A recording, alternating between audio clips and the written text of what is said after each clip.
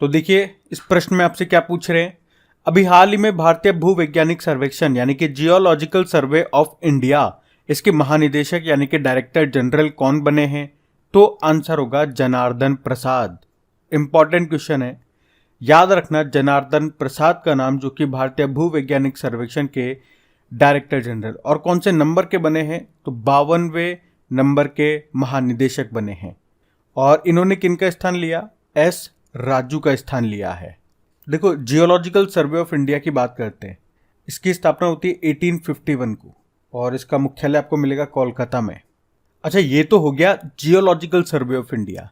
एक आपने सुना होगा आर्कियोलॉजिकल सर्वे ऑफ इंडिया भी होता है। उसकी भी बात करें तो स्थापना उसकी होती है 1861 में। और उसके संस्थापक कौन थे, ये प्रश्न पूछा जाता है परीक्षा में। तो आंसर होगा अलेक्जेंडर कनिंघम और उसके डायरेक्टर जनरल हैं वी विद्यावती। बाकी आप जानते हो अभी यूट्यूब के सीईओ बने थे नील मोहन नाम है। सीबीआई के नए प्रमुख बने हैं प्रवीण सूद और एलआईसी के चेयरमैन बने हैं सिद्धार्थ मोहंती। तो ये नाम इंपॉर्टेंट है, ध्यान रखना। बढ़ते हैं आगे। चलिए फिर बताइए, अभी हाल ही में जेब्रोनिक्स टीवी ने किसे अपना ब्रांड एम्बेसडर बनाया? तो आंसर होगा ऋतिक रोशन को। तो अभी जेब्रोनिक्स टीवी ने ऋतिक रोशन को अपना ब्रांड एम्बेसडर बनाया है।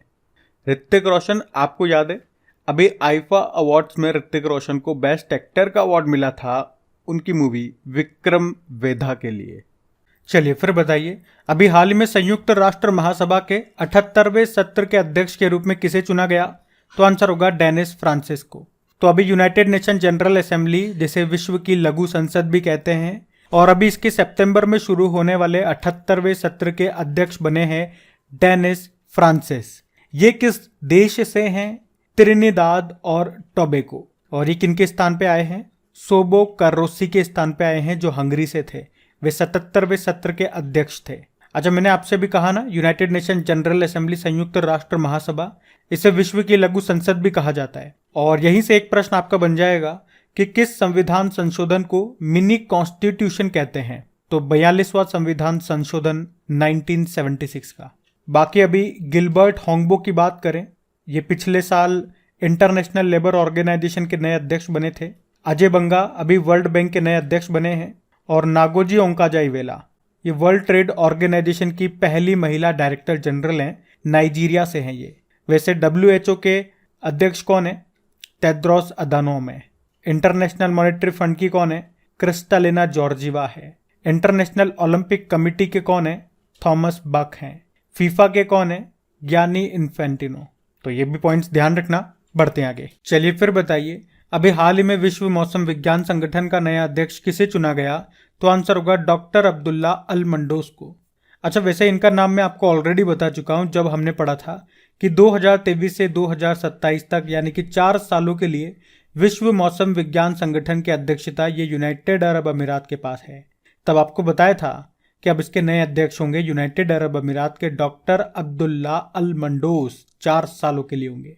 पर क्वेश्चन इंपॉर्टेंट है तो लगा कि क्वेश्चन को फॉर्म करके मैं एक बार फिर आपको करा दूं, ताकि यहाँ पे हम क्वेश्चन कर लेंगे तो इनकी जब क्विज बना के अपलोड की जाती है क्रिक एग्जाम एप्लीकेशन में, वहाँ पे भी क्वेश्चन अपलोड हो जाएगा तो आपकी प्रैक्टिस हो सकेगी जब भी आप इनका रिविजन करोगे। तो अब याद रखना, क्या नाम है? डॉक्टर अब्दुल्ला अल मंडोस। वैसे आपको याद होगा अभी विश्व मौसम विज्ञान संगठन की सेक्रेटरी जनरल कौन बनी थी? सेलेस्टे साउलो। ये अर्जेंटीना से हैं। अच्छा, यूं बताओ कि भारतीय मौसम विभाग, इसके डायरेक्टर जनरल कौन है? मृत्युंजय महापात्रा, जिन्हें साइक्लोन मैन ऑफ इंडिया भी कहा जाता है। वैसे विश्व मौसम विज्ञान संगठन, वर्ल्ड मेट्रोलॉजिकल ऑर्गेनाइजेशन की बात करें तो स्थापना होती है 23 मार्च 1950 को। और इसीलिए तो 23 मार्च को आप लोग विश्व मौसम विज्ञान दिवस के रूप में मनाते हो। और इसका मुख्यालय आपको मिलेगा जेनेवा, स्विट्जरलैंड में। बाकी अभी जॉर्जी गोस्पोडिनोव का नाम आपने सुना होगा, ये बुल्गारिया के लेखक हैं। अभी अंतर्राष्ट्रीय बुकर पुरस्कार 2023 इन्होंने जीता था अपने उपन्यास टाइम शेल्टर के लिए। और न्यू डेवलपमेंट बैंक के अध्यक्ष बनी अभी कौन? Dilma Rousseff. ये ब्राजील से हैं। तो ये इंपॉर्टेंट क्वेश्चन है सारा, ध्यान रखना। बढ़ते हैं आगे। चलिए फिर बताइए, अभी हाल ही में रेंगलर ब्रांड ने किसे अपना ब्रांड एम्बेसडर बनाया? तो आंसर होगा स्मृति मंधाना को। रेंगलर ये कपड़ों का ब्रांड है जिसने अभी भारतीय क्रिकेटर स्मृति मंधाना को अपना ब्रांड एम्बेसडर बनाया है। इससे पहले आपको बता दूं, स्मृति मंधाना ये प्यूमा की, गूवी की, Gulf oil India, ICICI bank, Herbalife nutrition की ब्रांड एम्बेसडर बन चुकी है।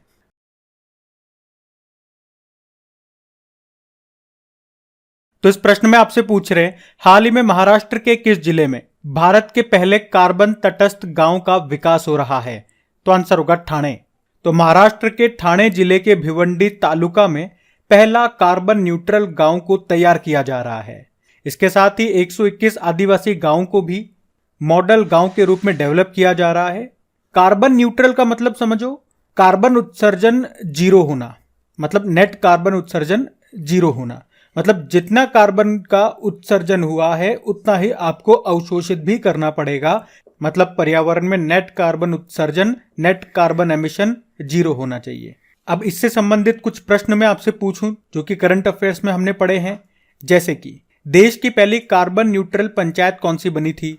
जम्मू कश्मीर के सांबा जिले का पल्ली गांव। अच्छा चलो यूं बताओ, भारत के कार्बन न्यूट्रल होने का लक्ष्य कब का है? 2070 का। और भारत के ऊर्जा क्षेत्र में स्वतंत्र बनने का लक्ष्य 2047। और देश का पहला कार्बन न्यूट्रल एयरपोर्ट कौन सा बना था? लेह एयरपोर्ट जो लद्दाख में है। और अभी उत्तर प्रदेश सरकार ने मथुरा वृंदावन का शुद्ध शून्य उत्सर्जन बनाने का लक्ष्य कब का रखा? 2041 का। और अभी केरल के मुख्यमंत्री पिनाराई विजयन ने एक बीज फार्म को देश का पहला कार्बन तटस्थ घोषित किया, कार्बन न्यूट्रल घोषित किया। वैसे हमारे रेल मंत्रालय ने किस वर्ष तक कार्बन न्यूट्रल बनने का लक्ष्य रखा? 2030 तक। तो ध्यान रखना ये पॉइंट्स। बढ़ते आगे। फिर बताइए, कौन सा शहर मध्य प्रदेश का पहला सौर शहर बनेगा, सोलर सिटी बनेगा? तो आंसर होगा सांची। तो यूनेस्को विश्व विरासत स्थल सांची, ये मध्य प्रदेश का पहला सौर सिटी, सोलर सिटी बनेगा, या यूं कह दे कि देश का दूसरा सोलर सिटी बनेगा। मध्य प्रदेश का पहला और देश का दूसरा।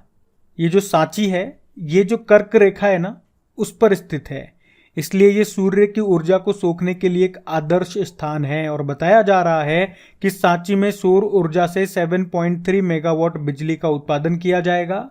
और सौर सिटी से आप क्या समझते हैं? सोलर सिटी से कि इस सिटी में जो भी बिजली यूज होगी, चाहे आप बल्ब जलाओ, लाइट जलाओ, पंखा चलाओ, कूलर चलाओ, एसी चलाओ, मतलब घर की बिजली, रोड लाइट, जो भी मतलब बिजली का इस्तेमाल होगा ना, वो सोलर प्लांट से आएगी। तभी से हमने कहा सोलर सिटी। अब आपके मन में एक और प्रश्न आएगा कि अगर ये जो सांची है ये देश का दूसरा सोलर सिटी है, तो फिर पहला कौन सा है? तो पहला था उड़ीसा का कोणार्क शहर। पर अगर आपके परीक्षा में पूछा जाए कि सौर ऊर्जा पर चलने वाला भारत का पहला गांव कौन सा था, तो आंसर होगा गुजरात का मोढेरा गांव। और दीव दिन के दौरान पूरी तरह से सौर ऊर्जा पर चलने वाला भारत का पहला शहर था। और याद रखना, भेल ने सौर ऊर्जा में सर्वश्रेष्ठ योगदान के लिए CBIP अवार्ड 2022 जीता था। अभी वैसे राज्य ऊर्जा दक्षता सूचकांक 2022 में टॉप पे रहा था आंध्र प्रदेश। और जो दिल्ली एयरपोर्ट है, ये बना था पूरी तरह से हाइड्रो और सौर ऊर्जा से चलने वाला भारत का पहला एयरपोर्ट। जबकि देश के पहले सोलर रूफटॉप सिस्टम का उद्घाटन किया गया था गांधीनगर गुजरात में। और दुनिया का सबसे बड़ा फ्लोटिंग सोलर पावर प्लांट ये बनेगा मध्य प्रदेश के खंडवा जिले में, नर्मदा नदी पर ओमकारेश्वर बांध पे। तो ये भी कुछ पॉइंट्स हैं जो आपको ध्यान रखने। चलिए फिर बताइए, अभी हाल ही में किस राज्य में दुनिया का पहला 3D प्रिंटेड मंदिर बनाया जा रहा है? तो आंसर होगा तेलंगाना में। तो तेलंगाना में दुनिया का पहला 3D प्रिंटेड हिंदू मंदिर बनाया जा रहा है। कहाँ पे? तेलंगाना के सिद्धिपेट में। इस मंदिर में 3 गर्भगृह हैं। भगवान गणेश के लिए मोदक, भगवान शंकर के लिए शिवालय और माता पार्वती के लिए एक कमल के आकार का घर है। और इस मंदिर के डिज़ाइन को तैयार किया IIT हैदराबाद के सिविल इंजीनियरिंग विभाग के प्रोफेसर KVL सुब्रमण्यम ने। तो याद रखना, दुनिया का पहला 3D प्रिंटेड मंदिर कहाँ बनाया जा रहा है? तेलंगाना में। और इसी से एक प्रश्न आपसे पूछूं तो बताओ, भारत का पहला 3D प्रिंटेड पोस्ट ऑफिस ये कहाँ पे बनाया जा रहा है? तो आंसर होगा बंगलुरु में। और भारत का पहला 3D प्रिंटेड ह्यूमन कॉर्निया ये कहाँ डेवलप किया गया? हैदराबाद में। हमारी वित्त मंत्री निर्मला सीतारमण, इन्होंने किस IIT में भारत के पहले 3D प्रिंटेड घर का उद्घाटन किया था? तो आंसर होगा IIT मद्रास में। और बताओ भारत का पहला 3D प्रिंटेड रॉकेट इंजन को किसने बनाया? अग्निकूल कॉस्मोस ने। जबकि 3D प्रिंटेड क्रायोजेनिक इंजन का सफल परीक्षण किया था स्काई रूट एरोस्पेस कंपनी ने। तो ये भी कुछ इंपॉर्टेंट पॉइंट्स हैं, ये भी ध्यान होने चाहिए आपको। चलिए फिर बताइए, हाल ही में माउंट एवरेस्ट पर चढ़ने वाली तमिलनाडु की पहली महिला कौन बन गई है? तो आंसर होगा मुथमिज सेल्वी। मुथमिज सेल्वी एक्चुअली में बाय प्रोफेशन ये एक टीचर है और अभी माउंट एवरेस्ट पर चढ़ने वाली ये तमिलनाडु की पहली महिला बन गई हैं। ये चेन्नई में जापानी लैंग्वेज पढ़ाती हैं। अच्छा, आप यूँ बताओ, अभी कृत्रिम पैरों से यानी कि आर्टिफिशियल पैरों से दुनिया की सबसे ऊंची चोटी फतेह करने वाले पहले व्यक्ति कौन बने? हरि बुद्धमागर। ये नेपाल के पूर्व गोरखा सैनिक हैं। जबकि आप जानते हो माउंट अन्नपूर्णा ये उत्तर मध्य नेपाल के हिमालय में स्थित है और अभी इस पर चढ़ने वाले पहले भारतीय बने थे अर्जुन वाजपेयी। और पियाली बसाक के बारे में बात करेंगे तो ये बिना ऑक्सीजन सपोर्ट के माउंट एवरेस्ट पर चढ़ने वाले भारत की पहली महिला पर्वतारोही बनी थी। अच्छा, माउंट एवरेस्ट की बात हुई है ना, आप जानते हो माउंट एवरेस्ट डे कब मनाया जाता है? 29 मई को। क्यों? क्योंकि 29 मई 1953 की बात है। न्यूजीलैंड के एडमंड हिलेरी और उनके शेरपा थे तेंजिंग नोर्गे, उन्होंने सबसे पहले इसको फतेह किया था, इसीलिए 29 मई को मनाते हैं। वैसे इसकी हाइट कितनी है? 8848.86 मीटर और इसको नेपाल में सागर माथा कहा जाता है, जबकि तिब्बत में इसको चोमो लुंगमा के नाम से जाना जाता है। वैसे मैंने आपको बताया था माउंट एवरेस्ट का पहले नाम क्या हुआ करता था? पीक 15। फिर 1865 में जॉर्ज एवरेस्ट के नाम पर इसका नाम माउंट एवरेस्ट हो गया। क्यों? क्योंकि उन्होंने ही सबसे पहले इसकी ऊंचाई और इसकी लोकेशन बताई थी। और अगर आपसे पूछे कि माउंट एवरेस्ट को फतेह करने वाली पहली भारतीय महिला का नाम बताओ, बछेंद्री पाल। जबकि माउंट एवरेस्ट को फतेह करने वाली पहली दिव्यांग भारतीय महिला अरुणिमा सिन्हा। अलग अलग महाद्वीप की जो सबसे ऊंची पर्वत चोटियां हैं उनकी हम बात करें या वो आपसे पूछा जाए तो एक बार उसको भी रिवाइज करते हैं। देखो, अफ्रीका की सबसे ऊंची पर्वत चोटी है माउंट किलिमंजारो और किस देश में है ये भी बताऊंगा मैं आपको, तो ये आपको तंजानिया में मिलेगी। उसी तरह से नॉर्थ अमेरिका की, उत्तरी अमेरिका की है माउंट डेनाली, जिसे माउंट मैकिनली भी कहते हैं, ये अलास्का में है। वहीं साउथ अमेरिका की, दक्षिण अमेरिका की है माउंट एकांगुआ, ये अर्जेंटीना में है, जो एंडीज पर्वतमाला है उसमें ये स्थित है।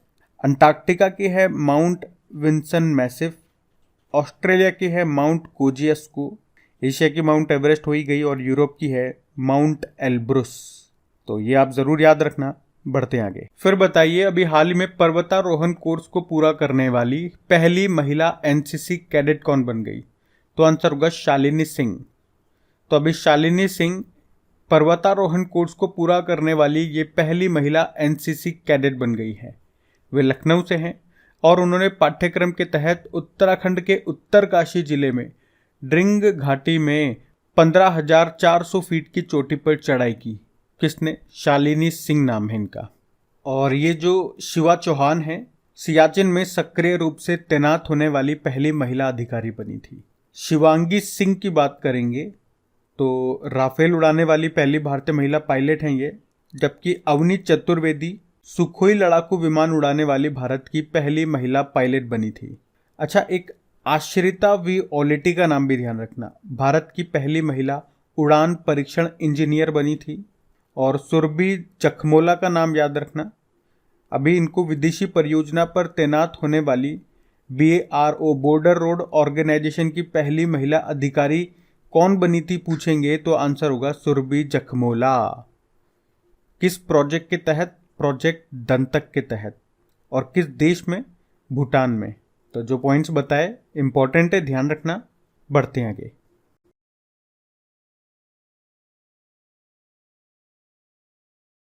फिर बताइए, अभी जून 2023 में ASP स्पोर्ट्स के द्वारा महिला कबड्डी लीग, इसका आयोजन कहाँ पे हुआ? तो आंसर होगा दुबई में। तो ASP स्पोर्ट्स की ओर से महिला कबड्डी लीग यूनाइटेड अरब अमीरात के दुबई में हो रही है और ये भारत की पहली महिला कबड्डी लीग है। अच्छा, यहाँ पे कबड्डी से ही संबंधित कुछ प्रश्न मैं आपसे पूछता हूँ। पहला सबसे इंपॉर्टेंट प्रश्न होगा कि 2025 में जो चौथे कबड्डी विश्व कप हैं वो कहाँ पे होंगे? इंग्लैंड में। और ये प्रश्न इंपॉर्टेंट क्यों है? क्योंकि ये पहली बार होगा जब कबड्डी विश्व कप एशिया के बाहर होगा। अच्छा यूँ बताओ, अभी वर्ल्ड कबड्डी फेडरेशन के अध्यक्ष कौन बनाए गए? इंग्लैंड के अशोक दास। और प्रो कबड्डी लीग 2022 जो कि सीज़न 8 था उसको दबंग दिल्ली ने जीता था पटना पायरेट्स को हरा करके। और अभी जूनियर कबड्डी विश्व चैंपियनशिप 2023 हुआ था जो कि दूसरा संस्करण था, ईरान में हुआ था। उसको भारत ने जीता, ईरान को ही हराया था। और अभी एशियन कबड्डी चैंपियनशिप 2023 कहाँ पे हुआ? साउथ कोरिया के बुसान में। तो ध्यान रखना ये पॉइंट्स, बढ़ते हैं आगे। चलिए फिर बताइए कि अभी तीसरे खेलो इंडिया यूनिवर्सिटी गेम्स 2022 में पहले स्थान पे कौन सी यूनिवर्सिटी है? तो आंसर होगा पंजाब यूनिवर्सिटी। तो प्रश्न इंपॉर्टेंट है और सुनना इसको ध्यान से। और पहला प्रश्न तो यही बन जाएगा कि खेलो इंडिया यूनिवर्सिटी गेम्स 2022 का ये आयोजन अभी कहाँ पे हुआ? तो आंसर होगा उत्तर प्रदेश में। ये इस बार इसका तीसरा संस्करण था। 25 मई को शुरू हुआ था और 3 जून 2023 तक चला। और इस बार इसका शुभंकर मैस्कॉट क्या था? जीतू, जो रिप्रेजेंट करता है बारासिंगा को, जो कि यहाँ का राजकीय पशु है। तो पहले स्थान पे रहा है पंजाब यूनिवर्सिटी जिसने टोटल 26 गोल्ड, 17 सिल्वर और 26 ब्रोंज मेडल जीते, यानी कि टोटल 69 मेडल जीते। सेकंड पे गुरु नानक देव यूनिवर्सिटी है, इसने 24 गोल्ड जीते। तीसरे पे जैन यूनिवर्सिटी है 16 गोल्ड के साथ। और अगर बात करें कि टॉप खिलाड़ी कौन है तो शिवा श्रीधर हैं, कर्नाटक की जैन यूनिवर्सिटी से।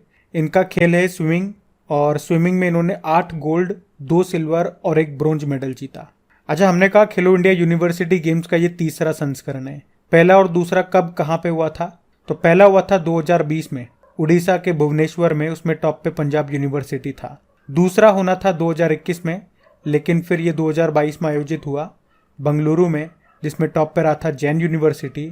और अब ये जो तीसरा है ये 2022 वाला है जो अभी 2023 में हुआ उत्तर प्रदेश में, जिसमें टॉप पे रहा फिर से पंजाब यूनिवर्सिटी।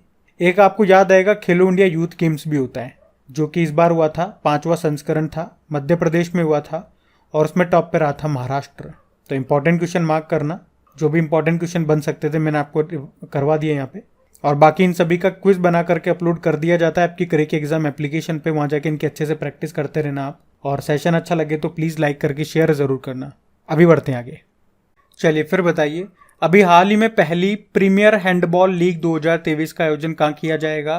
तो आंसर होगा जयपुर में। तो प्रीमियर हैंडबॉल लीग 2023 का आयोजन ये राजस्थान के जयपुर में होगा। कहाँ पे? सवाई मानसिंह स्टेडियम में। और ये पहली बार हो रहा है, इसलिए ये प्रश्न इंपॉर्टेंट है। चलिए फिर बताइए, अभी हाल ही में पुरुष वर्ग में फीबा 3x3 विश्व कप का खिताब किसने जीता? तो आंसर होगा सर्बिया ने। फीबा की फुल फॉर्म होती है इंटरनेशनल बास्केटबॉल फेडरेशन। तो यहाँ पे हम बास्केटबॉल खेल की बात कर रहे हैं, तो याद रखना फीबा 3x3 वर्ल्ड कप 2023 ये हुआ कहाँ पे? ये ऑस्ट्रिया की कैपिटल वियना में हुआ। और पुरुष वर्ग की बात कर रहे हैं तो सर्बिया विजेता रहा। किसे हराया या उप विजेता कौन है? अमेरिका है। टोटल 8 संस्करण हो चुके हैं जिनमें से 6 जीत चुका है सर्बिया। जबकि महिला वर्ग में अगर बात करोगे तो विजेता अमेरिका है, अमेरिका ने हराया है फ्रांस को। अब सर्बिया की आप कहोगे कि कैपिटल करेंसी क्या होती है? तो सर्बिया की कैपिटल होती है बेलग्रेड और करेंसी है सर्बियन दिनार। अच्छा, अगर मैं आपसे पूछूं कि इस साल जो इंटर कॉन्टिनेंटल फुटबॉल कप है ये कहाँ पे होगा? उड़ीसा के भुवनेश्वर में होगा। 2023 में फीफा अंडर 20 विश्व कप कहाँ पे होगा? अर्जेंटीना में होगा। ये पहले इंडोनेशिया में होने वाला था, ये ध्यान रखना। वेन्यू चेंज हो गया तो ये पूछा जा सकता है। और 2023 में ही फीफा महिला विश्व कप ये 2 देशों में होगा, ऑस्ट्रेलिया और न्यूजीलैंड में। और इसका मैस्कॉट भी बताया जा चुका है, शुभंकर तजुनी है जो कि एक पेंगुइन है। वैसे आप जानते हो अभी फीफा मेंस वर्ल्ड कप 2022 जो कि इसका 22वां संस्करण था ये कतर में हुआ, जिसका मैस्कॉट है लाइब। इसको अर्जेंटीना ने जीता फ्रांस को हरा के। और इस साल जो 76 नंबर का संतोष ट्रॉफी हुआ था, संतोष ट्रॉफी का संबंध फुटबॉल से, इसको कर्नाटक ने जीता मेघालय को हरा के। तो ध्यान रखना ये कुछ पॉइंट्स, बढ़ते हैं आगे। चलो फिर बताओ, अभी हाल ही में किसने स्पेनिश ग्रैंड प्री 2023 का खिताब जीत लिया? तो फिर से आंसर होगा मैक्स वर्स्टपन। तो रेड बुल के ड्राइवर और नीदरलैंड के रहने वाले मैक्स वर्स्टैपेन ने स्पेनिश ग्रैंड प्री को भी जीत लिया है। आपको याद होगा 2 साल पहले हम पढ़ा करते थे ज्यादातर रेस लुइस हैमिल्टन जीतते थे, मर्सिडीज के जो ड्राइवर हैं, और अब तो वो नजर भी नहीं आ रहे हैं। अब तो मैक्स वर्स्टैपेन का ही जलवा है हर तरफ। पिछले साल भी सबसे ज्यादा रेसेस मैक्स वर्स्टैपेन ने जीती थी और इस बार भी।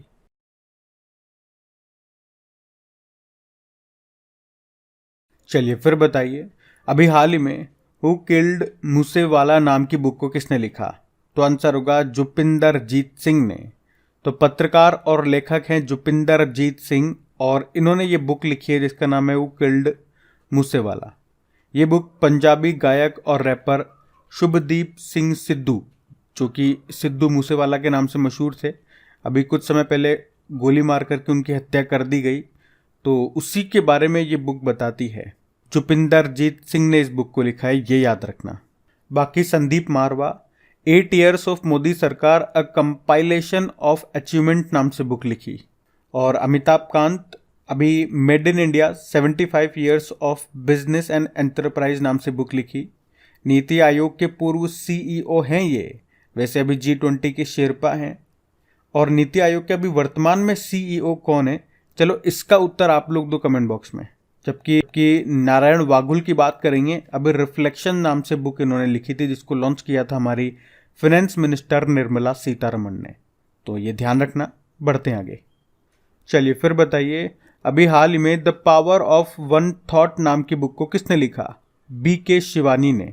तो BK शिवानी इन्होंने ये बुक लिखी है जिसका नाम है the power of one thought master your mind. BK Shivani 2017 में नारी शक्ति पुरस्कार भी इनको मिल चुका है और वे 2017 से ही वर्ल्ड साइकियाट्रिक एसोसिएशन की सद्भावना राजदूत भी है और इन्होंने ये बुक लिखी है, नाम ध्यान रखना। बाकी अभी राम माधव पार्टीशन्ड फ्रीडम नाम की बुक लिखी जिसको असम के गवर्नर गुलाब चंद कटारिया ने लॉन्च किया था। शिव प्रसाद की बात करेंगे, गीता आचरण एक अभ्यासी का दृष्टिकोण नाम से बुक लिखी जिसको उड़ीसा के गवर्नर गणेशी लाल ने लॉन्च किया था। और डॉक्टर विजय दर्डा अभी रिंग साइड नाम से बुक लिखी है जिसको शशि थरूर ने लॉन्च किया था और यह भी न्यूज़ में थी, इनको ध्यान रखना। बढ़ते हैं आगे। अगला प्रश्न है, अभी हाल ही में Kathakali dance theatre a visual narrative of sacred Indian mime नाम की बुक को किसने लिखा? के गोपाल कृष्णन ने। तो अभी के गोपाल कृष्णन ने यह बुक लिखी है जिसका नाम है Kathakali dance theatre a visual narrative of sacred Indian mime. तो ये जो बुक है इसमें कथकली की दुनिया में पर्दे के पीछे की एक झलक दिखाई गई है, मतलब जो कथकली नृत्य है उसके पीछे कलाकारों की कितनी मेहनत होती है उसके बारे में बताया गया है। वैसे कथकली ये किस राज्य का क्लासिकल डांस है? तो आंसर होगा केरल का। अभी रस्किन बॉन्ड ने एक बुक लिखी है the golden years. Doctor Manoj Kumar ने supreme court on commercial arbitration नाम से बुक लिखी और Shashi Shekhar Vempati collective spirit concrete action नाम से बुक लिखी थी इन्होंने। तो ये नाम न्यूज में थे, इनको ध्यान रखना। बढ़ते हैं आगे।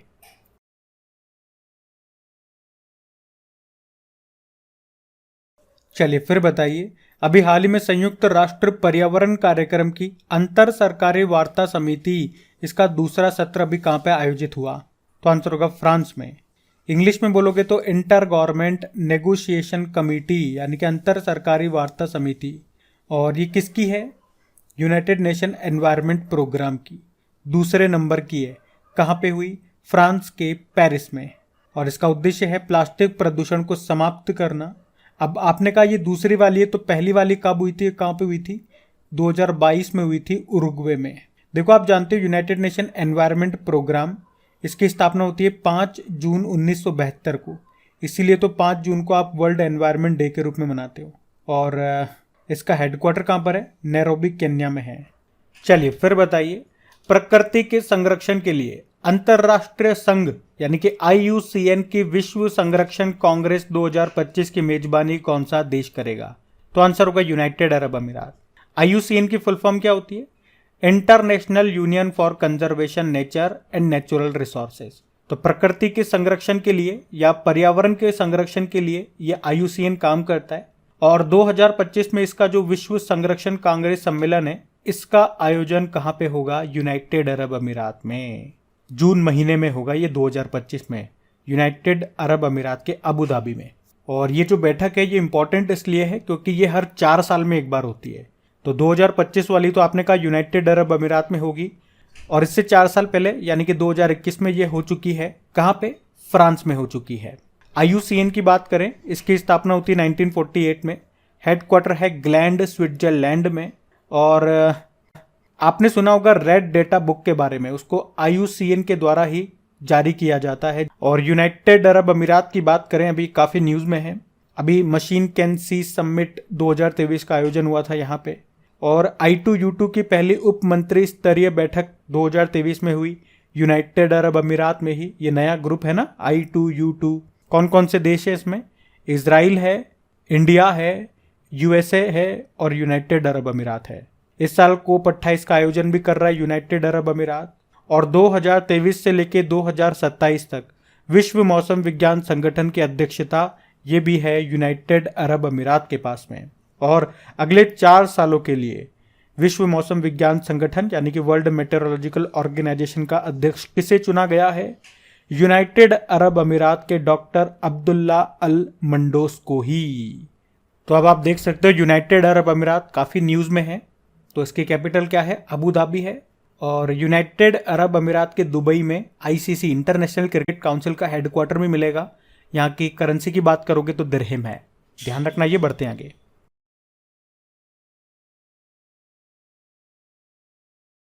तो इस प्रश्न में आपसे पूछ रहे हैं, अभी हाल ही में जारी नेशनल इंस्टीट्यूशनल रैंकिंग फ्रेमवर्क 2023 के अनुसार भारत का सर्वश्रेष्ठ संस्थान कौन सा है? तो आंसर होगा IIT मद्रास। ओवरऑल रैंकिंग पूछ रहे हैं, मतलब यहां पे हम बात कर रहे हैं नेशनल इंस्टीट्यूशनल रैंकिंग फ्रेमवर्क की 2023 के लिए। और इसे जारी कौन करता है? शिक्षा मंत्रालय। और हमारे शिक्षा मंत्री वर्तमान में कौन है? धर्मेंद्र प्रधान है। और पहली बार इस मंत्रालय ने इस रैंकिंग को जारी किया था 2016 में। तो आप कह सकते हो इस बार ये इसका 8वां संस्करण है। तो अलग अलग कैटेगरी में बात करें उससे पहले ओवरऑल रैंकिंग में हम बात करते हैं। तो ओवरऑल रैंकिंग ये सबसे इंपॉर्टेंट भी रहेगी। IIT मद्रास इसमें टॉप पर है, सेकंड पे IISc बंगलुरु है और तीसरे पे है IIT दिल्ली। वैसे तो अलग अलग कैटेगरीज है, 10-12 कैटेगरीज है, सारी आपको याद नहीं रखनी, 2-4 इंपॉर्टेंट ध्यान रख लो। जैसे कि यूनिवर्सिटी कैटेगरी में बेस्ट यूनिवर्सिटी कौन सी रही है? तो IISc बंगलुरु। वहीं बेस्ट इंजीनियरिंग में बात करेंगे तो IIT मद्रास टॉप पर है। बेस्ट कॉलेजेस की कैटेगरी में बात करोगे तो मिरांडा हाउस दिल्ली ये टॉप पर है। मैनेजमेंट कैटेगरी में बात करोगे तो IIM अहमदाबाद टॉप पर है। तो ये कुछ कैटेगरीज आप ध्यान रखना, और एक ओवरऑल कैटेगरी जरूर याद रखना, उसमें IIT मद्रास टॉप पर है। अच्छा, इसी से संबंधित एक करंट अफेयर्स का प्रश्न मैं आपसे पूछता हूँ। देखो, ये जो रैंकिंग फ्रेमवर्क है ये देश के इंस्टीट्यूशंस की रैंकिंग करता है, और अभी इसी के आधार पर या इसी के तर्ज पर अपने राज्य के कॉलेजेस की रैंकिंग फ्रेमवर्क जारी करने वाला पहला राज्य कौन सा बना था? ये प्रश्न है। तो आंसर होगा केरला। ये आप ध्यान रखना। बढ़ते आगे। फिर बताइए, अभी हाल ही में किसने 100 डेज 100 पेज अभियान शुरू किया है? तो आंसर होगा RBI ने। तो अभी RBI ने ये 100 डेज 100 पेज नाम से एक अभियान शुरू किया। तो इस अभियान का उद्देश्य क्या है या इसमें क्या होगा? तो 100 दिनों के भीतर हर जिले में, हर बैंक में शीर्ष 100 लावारिश जमा राशि यानी कि अनक्लेम्ड डिपॉजिट्स का पता लगाया जाएगा और उसका निपटान किया जाएगा। मतलब बैंकों में कुछ ऐसे भी अकाउंट्स हैं जिनमें पैसा पड़ा हुआ है और काफ़ी समय से उस अकाउंट में कोई लेन देन नहीं हुआ। तो इसीलिए कहा गया कि अगर किसी बैंक में 10 साल या उससे ज़्यादा समय तक किसी भी तरह की उसके किसी अकाउंट में एक्टिविटी नहीं होती तो उस अकाउंट में जो जमा पैसा है उसे अनक्लेम्ड डिपॉजिट माना जाएगा। और कई मामलों में ये पैसा ऐसे डिपॉजिटर्स का होता है जिनका निधन हो चुका है। तो RBI के अनुसार फरवरी 2023 तक सरकारी बैंकों में 35,012 करोड़ रुपए ये अनक्लेम्ड डिपॉजिट है। सबसे ज़्यादा SBI में है, करीब 8,086 करोड़ रुपए। RBI ने ये सरकारी बैंकों का डेटा बताया है कि सरकारी बैंकों में इतना अनक्लेम्ड डिपॉजिट पड़ा हुआ है। प्राइवेट की बात नहीं की यहाँ पे, प्राइवेट जोड़ोगे तो और ज़्यादा हो जाएगा। तो सरकारी बैंकों में ये जो अनक्लेम्ड डिपॉजिट पड़ा हुआ है, तो इन अकाउंट्स के मालिकों का या अगर मालिक का निधन हो गया तो उसके जो भी नॉमिनी है, उसके जो भी परिवार वाले हैं, उनका पता लगाया जाएगा और उनको ये पैसा पहुंचाया जाएगा। चलो फिर बताओ, अभी हाल ही में विश्व पर्यावरण दिवस कब मनाया गया? तो आंसर होगा 5 जून को। तो हर साल 5 जून को वर्ल्ड एनवायरनमेंट डे के रूप में मनाया जाता है। और इस बार की थीम क्या है? Beat plastic pollution. पहली बार हमने ये दिन 1973 में मनाया था, जब इसकी थीम थी केवल एक पृथ्वी। अच्छा, हर साल पर्यावरण दिवस की मेजबानी एक अलग देश के द्वारा की जाती है, फिर इसी देश में इस दिवस से जुड़े आधिकारिक समारोह होते हैं। तो 2023 के लिए मेजबान देश कौन है? कोटे डी आइवर। अच्छा, एक प्रश्न मैं आपसे पूछूं कि पर्यावरण के संबंध में पहला अंतर्राष्ट्रीय सम्मेलन कब हुआ था और कहां पे हुआ था? तो वह हुआ था 5 जून 1972 1972 में। कहां पे? स्टॉकहोम, स्वीडन में, जिसे हम कहते हैं स्टॉकहोम सम्मेलन। और इसीलिए हम 5 जून को ये दिन मनाते हैं, विश्व पर्यावरण दिवस। आपसे पूछूं कि यूनाइटेड नेशन एनवायरनमेंट प्रोग्राम का champions of the earth award 2022 का किसने जीता था? भारत की पूर्णिमा देवी बर्मन ने जीता था।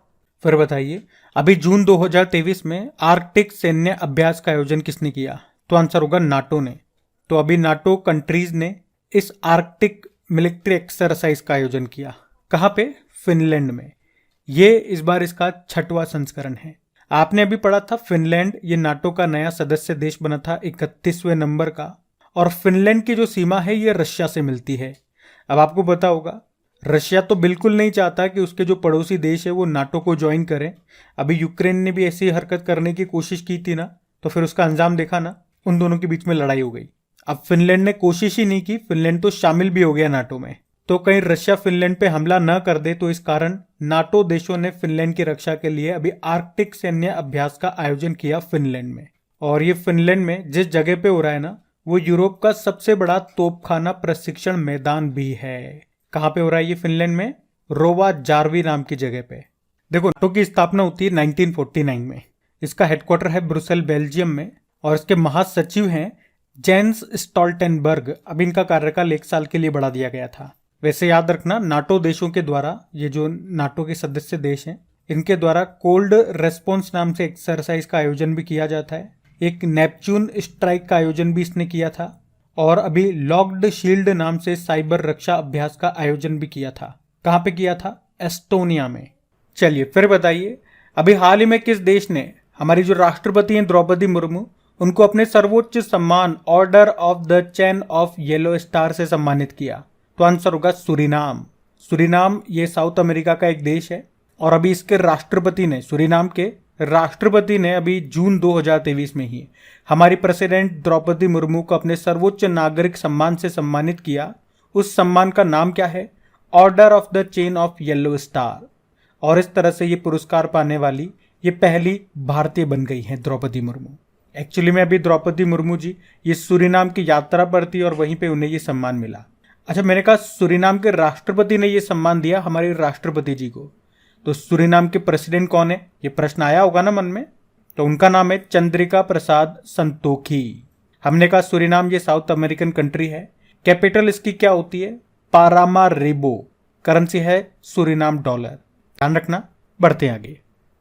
फिर बताइए, यूनिवर्सल पोस्टल यूनियन का दक्षिण एशियाई में क्षेत्रीय कार्यालय कहां पे स्थापित किया जाएगा? तो आंसर होगा नई दिल्ली में। तो यह है यूपीआई, यूनिवर्सल पोस्टल यूनियन। तो इसका दक्षिण एशिया में क्षेत्रीय कार्यालय ये स्थापित किया गया है नई दिल्ली में, जिसका काम क्या होगा? इस क्षेत्र में विकास, सहयोग और तकनीकी सहायता प्रदान करना। वैसे यूनिवर्सल पोस्टल यूनियन का काम क्या है? पूरे विश्व में डाक सेवा के लिए जिम्मेदार है ये यूनिट। तो इसका काम भी यही होता है, पूरे विश्व में डाक सेवा को बढ़ावा देना। इसकी स्थापना की बात करोगे तो 1874 में बर्न की संधि में इसकी स्थापना होती है। हेडक्वार्टर बर्न स्विट्जरलैंड में ही है। स्विट्जरलैंड की कैपिटल है बर्न। तो याद रखना, इसका साउथ एशिया का कार्यालय ये नई दिल्ली में स्थापित किया गया है। और इसी तरह से आप याद रख सकते हो, अंतर्राष्ट्रीय दूरसंचार संघ इंटरनेशनल टेलीकॉम यूनियन का क्षेत्रीय कार्यालय भी ये कहाँ स्थापित हुआ था? नई दिल्ली में ही। तो इस एक प्रश्न से इन दोनों प्रश्नों को आप आपस में लिंक करके याद रख सकते हो। हम बढ़ते हैं आगे। चलिए फिर बताइए, हाल ही में सुलोचना लाटकर का निधन हो गया। वे क्या थी? अभिनेत्री थी। तो हिंदी और मराठी फिल्मों की अभिनेत्री थी सुलोचना लाटकर, और अभी इनका निधन हो गया। वे महाराष्ट्र से थी। उन्हें 1999 में पद्मश्री, भारत का चौथा सर्वोच्च नागरिक सम्मान, और 2009 में महाराष्ट्र भूषण पुरस्कार भी मिला था। अच्छा, अभी एक और अभिनेता का निधन हो गया। उनका नाम है गुफी पेंटल। आपने जो पुरानी वाली महाभारत देखी होगी, B.R. चोपड़ा की महाभारत, उसमें जो शकुनी का रोल जिसने किया था ना, उनका नाम था गुफी पेंटल, और अभी उनका निधन हो गया। उन्हें 2001 में पद्मश्री मिल चुका था। चलिए फिर बताइए, हाल ही में लेवेंडर फेस्टिवल का आयोजन ये कहाँ पे किया गया? तो आंसर होगा जम्मू कश्मीर में। अभी 4 जून 2023 को हमारे जो केंद्रीय मंत्री हैं जितेंद्र सिंह, उन्होंने जम्मू के भद्रवाह में 2 दिवसीय लेवेंडर फेस्टिवल का उद्घाटन किया, और उन्होंने डोडा जिले में भद्रवाह को भारत की बैंगनी क्रांति का जन्म स्थान भी बताया। आपको बता दूं, ये जो फेस्टिवल है ये 2022 में ही हमने मनाना शुरू किया। 2022 में पहली बार मनाया था, तो इस बार ये हम दूसरी बार मना रहे हैं। तो याद रखना, अगर आपसे पूछे कि बैंगनी क्रांति का संबंध किससे है, तो आंसर होगा लेवेंडर की खेती को बढ़ावा देने से, और इसके लिए जिम्मेदार है CSIR का अरोमा मिशन। अच्छा, CSIR की बात करते हैं तो council of scientific and industrial research इसकी फुल फॉर्म होती है। स्थापना होती है इसके 1942 में, और उसके अध्यक्ष होते हैं भारत के जो प्रधानमंत्री हैं वो, और महासचिव हैं नल्ला थम्बी कलाईसेल्वी। कुछ समय पहले ही बनी थी ये।